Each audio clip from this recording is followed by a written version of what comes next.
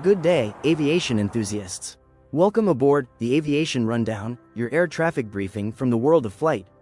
This week we highlight some major storylines in aviation, safety incidents, fleet and network strategy, and regulatory moves. Let's taxi to the runway and take off. This week a notable safety event drew attention. On October 16, United Airlines Flight 1093, a Boeing 737 MAX 8, en route from Denver to Los Angeles, reported a cracked cockpit windshield while cruising at 36,000 feet. The crew diverted safely to Salt Lake City and landed without further incident. Investigators are now looking at the possibility that the aircraft struck a weather balloon or another piece of foreign object debris. While no major injuries occurred, this serves as a stark reminder. Even at high altitude, airborne hazards remain real.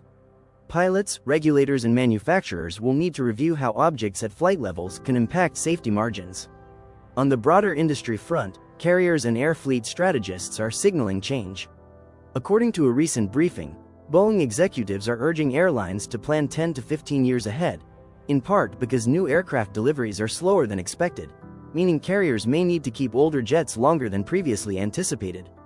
At the same time, the weekly Routes and Networks Roundup showed ongoing scheduled tweaks and network realignments as airlines fine-tune capacity ahead of the busy holiday season. Airlines aren't just reacting to demand today, they're rethinking asset life cycles, delivery pipelines, and route strategy in a changing market. Turning to regulatory operational terrain, the Federal Aviation Administration, FAA, and government aviation oversight are under pressure.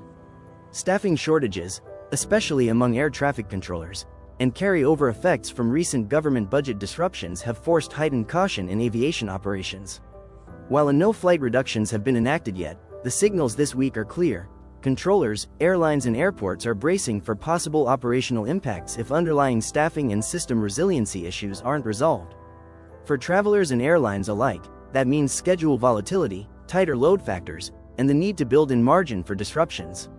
To recap, a high-altitude windshield incident at United, a shifting fleet and network strategy as airlines plan farther ahead, and regulatory and staffing pressure reminding us that aviation depends not just on wings and engines, but people, systems, and prudence.